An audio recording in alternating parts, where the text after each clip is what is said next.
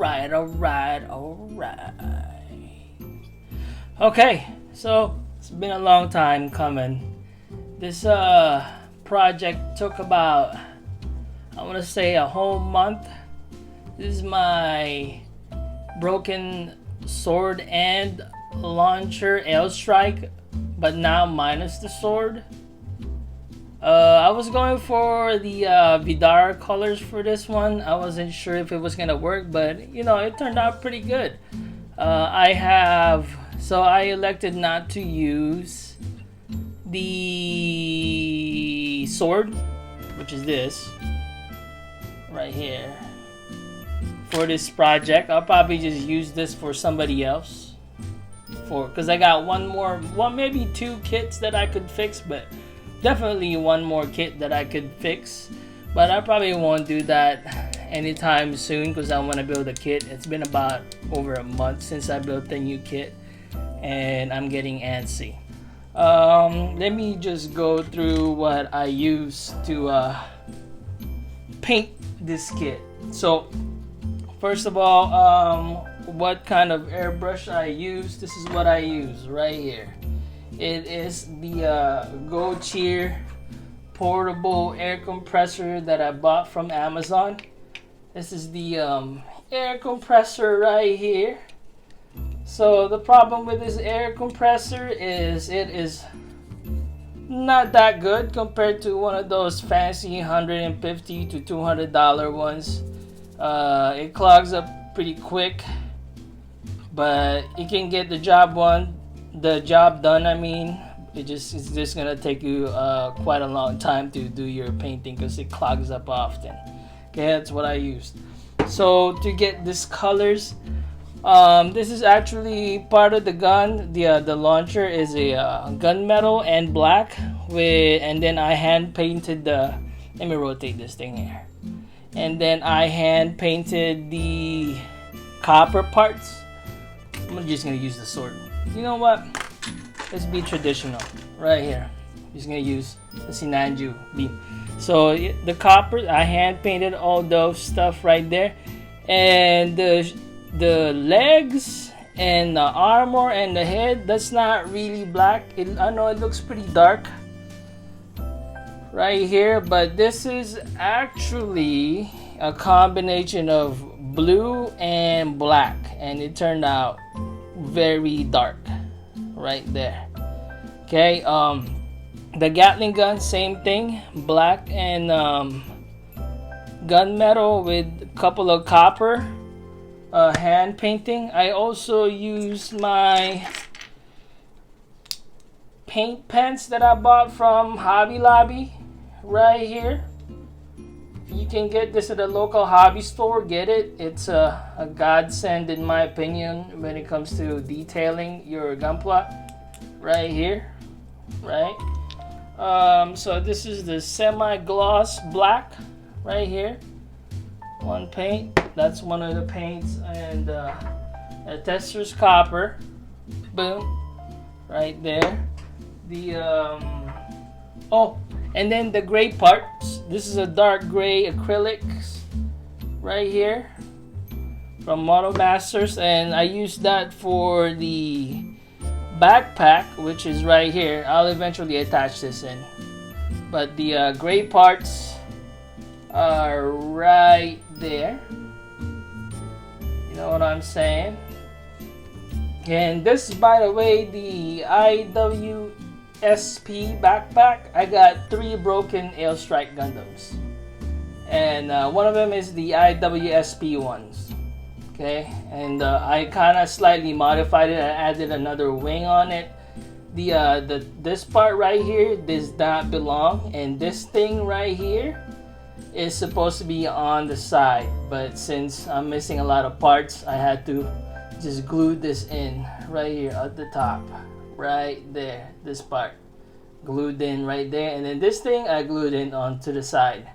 So that's how I did that modification. How I did it, this is with this enamel thin cement and dissolved putty. Let me bring that up here. Some people don't know what a dissolved putty looks like. This is what it looks like right here. That's a dissolved putty. I have the regular putty. You could probably pull it off with the regular putty too, but I didn't do that. Okay. Let me see here. What other paints did I use? I also, for the blue parts of this kit, I used the Arctic Blue Metallic paint right there. And like I said, I used the gray primer for the blue parts. Motomaster's acrylic gray primer. I don't know if people could see this. I hope they could. And let me see. And then for the black parts, for the darker paint, I use the acrylic black primer from Vallejo. Holy crap, that took a while. So, okay, yeah, so broke loose when I tried to put the backpack on. So I was already fully expecting this, but I knew that he was gonna have a hard time standing as soon as I put the backpack on, because the backpack is very heavy. I'm gonna rotate this thing here. Because of all the paint that I used and all the modifications that I did to it, it was gonna be heavy, and I knew, and this is already a broken kit to begin with, so I already expected that. But I, for some unknown reason, managed to make him stand up like this. He has to stand up like this to balance it out. Let me see here. As soon as I put the backpack on, he definitely couldn't hold on to the launcher anymore. But I could pose him like this. I think he's slowly actually leaning back. I hope he doesn't fall back here. See the vent down over here, I hand painted that part too, and this also I hand painted the little vents right there. I mean, like I said, this is a product of me being lazy too, so I mean, it looks pretty good right now. But if you're gonna inspect this is only my third kit that I've ever painted. There's a lot of imperfections in there, like I messed up putting the dry transfers right there. I don't know if I like dry transfers better than the than water slides, but it seems like the easier way to put decorations, I guess, on your Gunpla. But I'm probably gonna go water slide decals from now on, because that was a pain in the ass to put on. Kit here, right there, that's where I got that wing part right there. See, it's still pretty good, but I'll probably she's in a Michael Jackson pose. But this is probably, I'm gonna restore this one too eventually. And I got another one. That's why I said I might restore 2 more kits after this, but not for a while. But I got that part from there. Because the reason that I fixed this is because there's a lot of problems with this one. The peg right here on the belly part is very loose. That's why he keeps leaning back. Maybe if it wasn't broken, he would be able to stand up on his own right there. That's one problem this kit had. That's why I fixed it.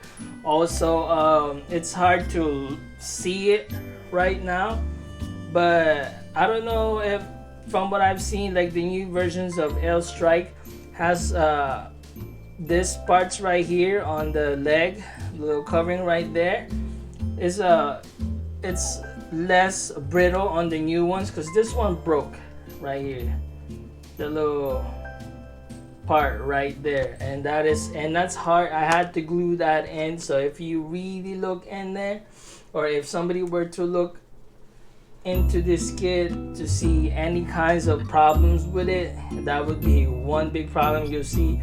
I also broke a part of this sword launcher when I was putting it back in. Since this is an old kit, the plastic is very brittle. This part right here, I was snapping it back in, and this part's right here broke right there. If you want to inspect this kit here. But overall, this has been, for me, a fun build. It took about a month, but it was still fun, and it's a really good practice for me when it comes to painting acrylics and hand painting. I appreciated that part of the build. And my next build will be the GLs right over here. This is my, it's been a while since I worked on a high grade kit. I'm trying not to bump the Ailestrike too, that's why I raised that really slow. That will be my next kit. I do need to practice scribing because I sucked at it. You know how I knew that? Because I attempted to do scribing on this kit. On the shoulder, right over there, there's like little lines in there, and it sucked. So I stopped myself from butchering this kit even more. That's why I am gonna try to scribe with this kit next. This is gonna be my next project. I don't know what kind of color I'm gonna do with this kit yet, but that's what I'm gonna do. Okay, so if you guys like what you see, subscribe if you like. If not, that's perfectly fine. I'm good with that. I just want to showcase my work right here. This is my hobby, and I really love building this Gundam kits. I've been enjoying it so far. I picked this hobby back about 7, 8, 9 years ago, and I just picked it back up again. And I've been spending a lot of money because I've missed a lot of good kits. I guess that's the issue when you come back to a hobby that you liked before. You tend to spend a lot of money when you're trying to catch up with things. Okay, so like I said, subscribe if you like what you see, and everybody be safe, and thank you for watching. Okay, bye.